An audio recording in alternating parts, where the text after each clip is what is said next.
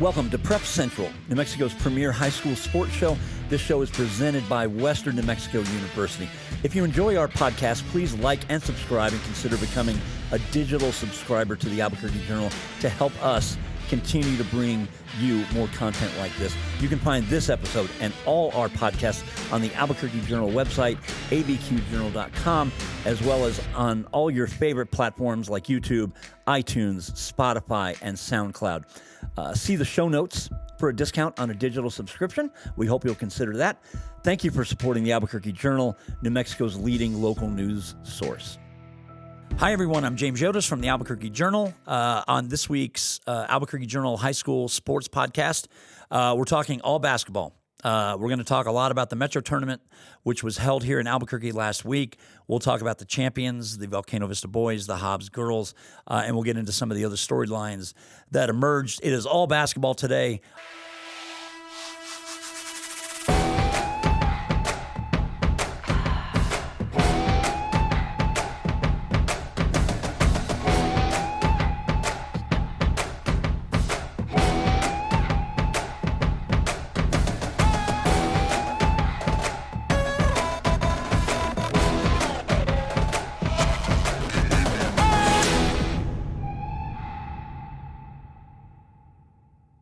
I am in a damn good mood today, so we're going to talk quite a bit about the Metro Basketball Tournament last week. We're going to get into the ins and outs of things.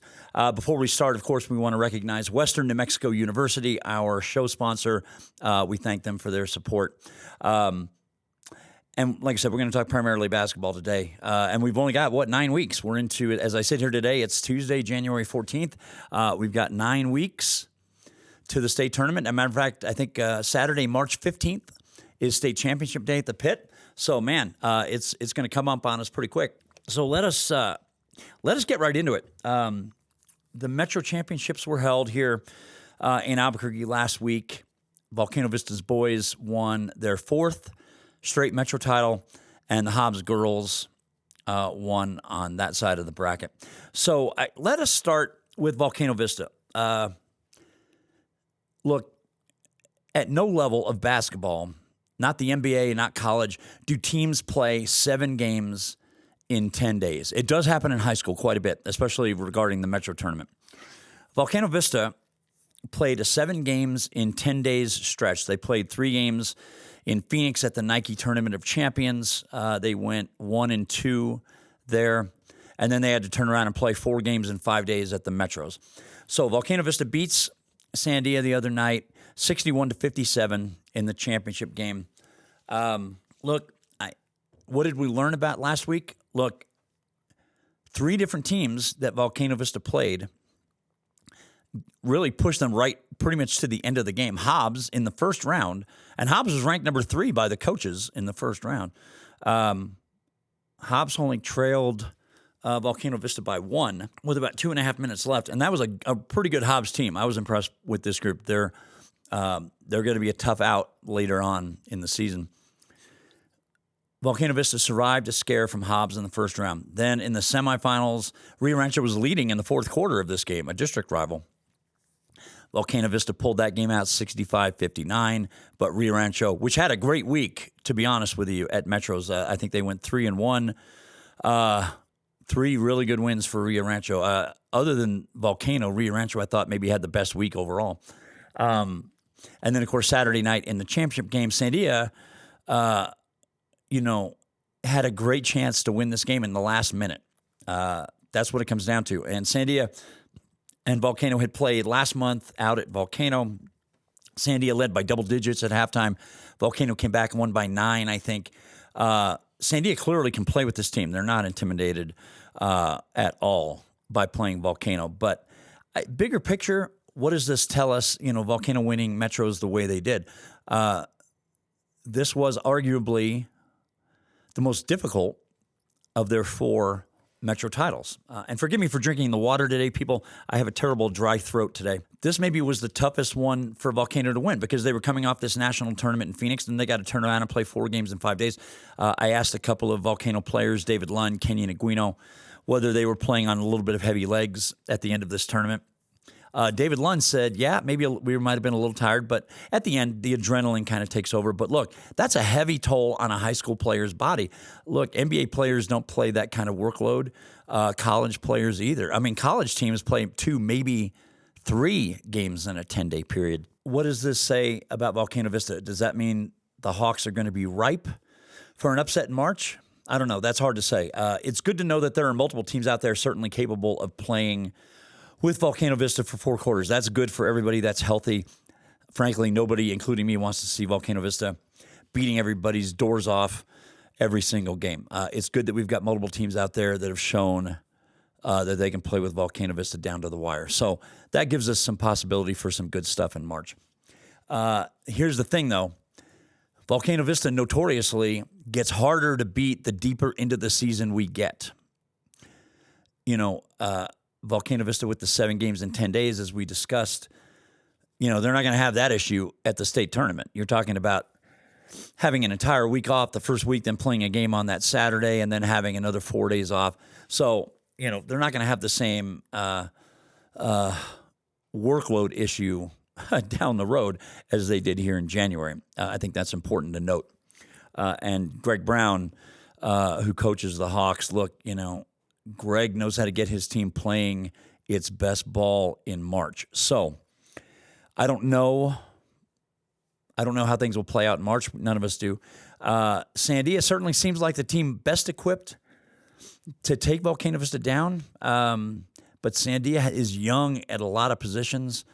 Can they withstand that cauldron in the pit? We'll see. I don't know. I hope we get a third game between Danny Brown, the Sandia coach, and Greg Brown.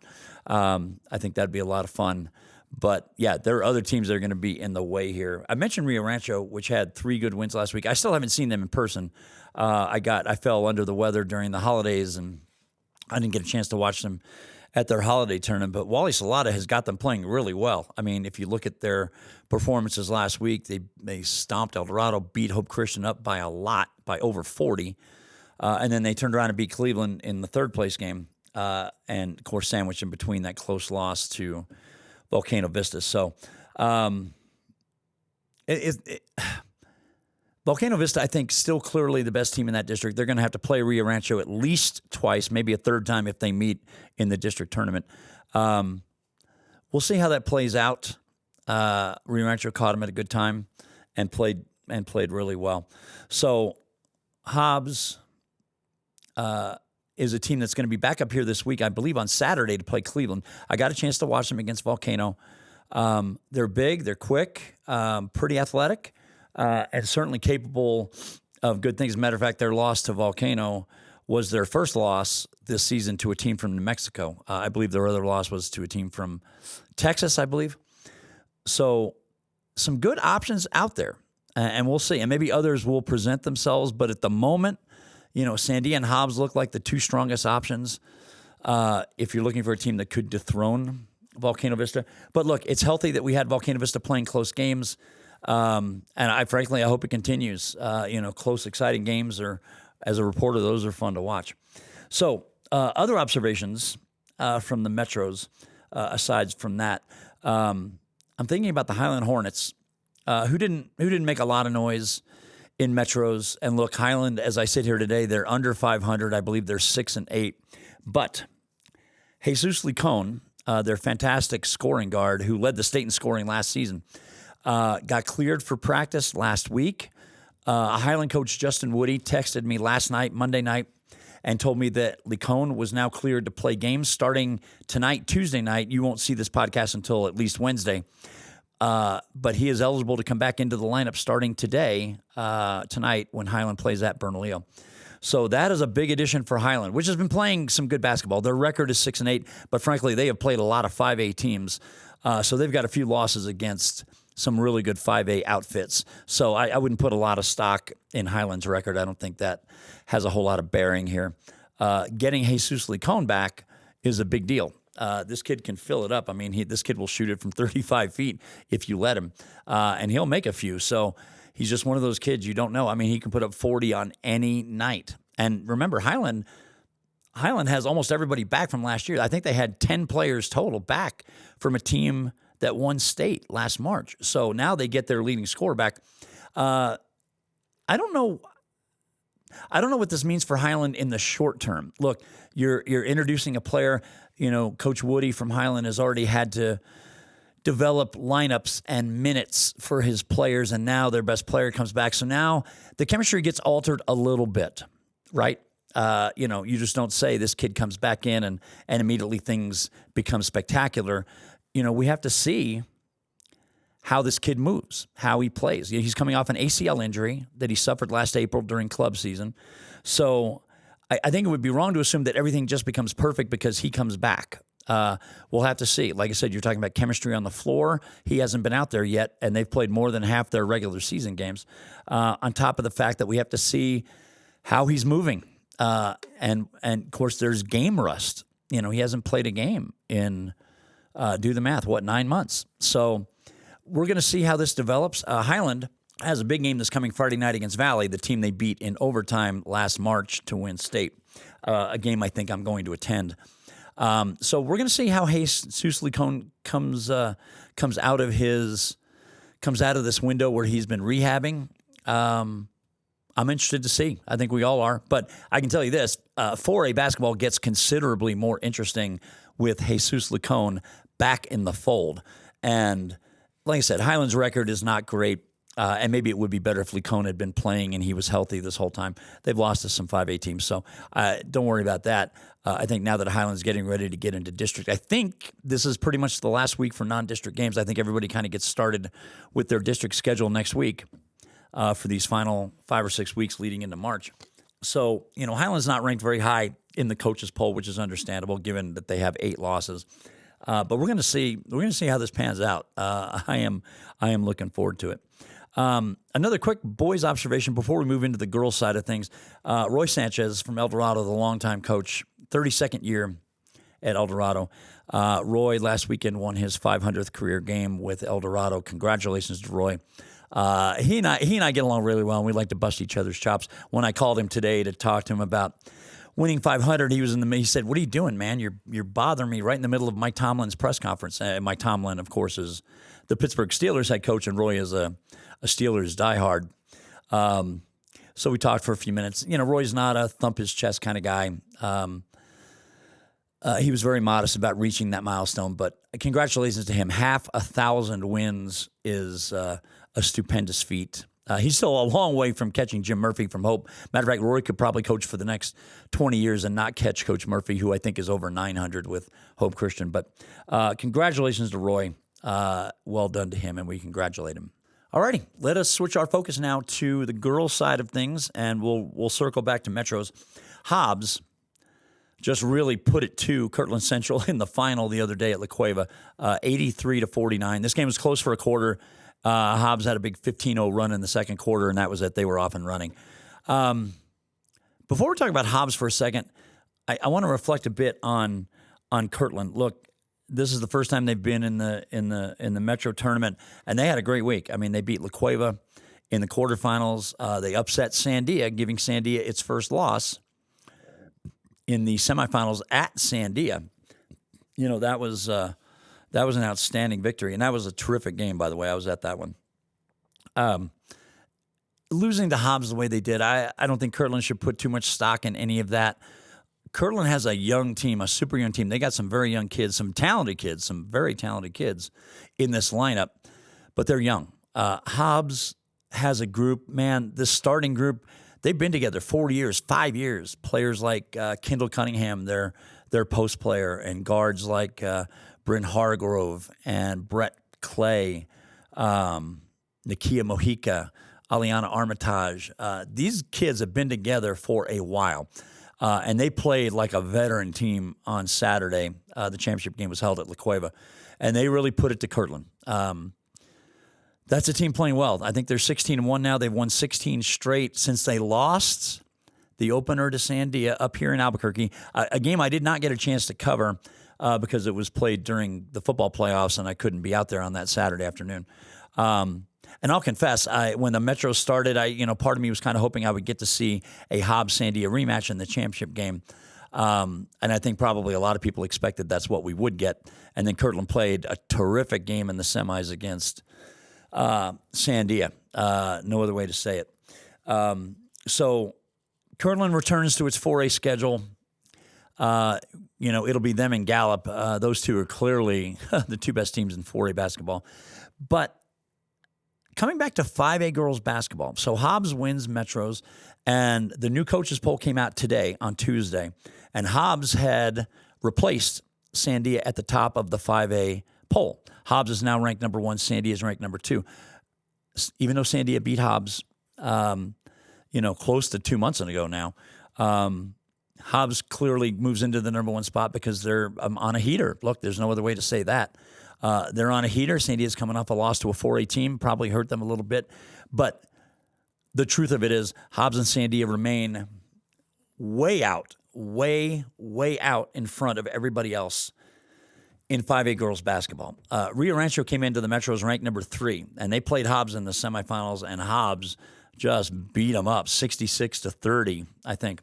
And you're talking about Hobbs ranked 2, Rio Rancho ranked 3. That's a 36-point gap between the 2 and 3 teams in the coaches' poll. So Hobbs and Sandia is still clearly the 2 best teams.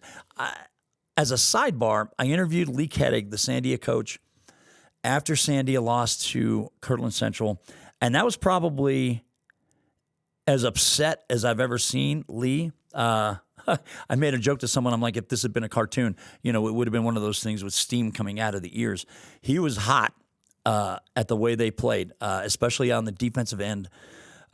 He was not happy, and he basically said, it's up to this team to decide whether they want to get back on track, so to speak. He was not happy with that loss, and he's got a senior veteran group, especially that starting lineup. So we'll see how Sandia rebounds. It's a little bit like the Kirtland game against Hobbs. It's not a killer loss for Sandia to lose to Kirtland Central. It's not a great loss, though. Kirtland Central against Hobbs, you can understand that. Sandia against Kirtland, less so. Sandia's got a group of veteran guards. And look, they just got outplayed. And I'm sure having that happen on their home floor did not sit well with them, especially when Sandia came in undefeated.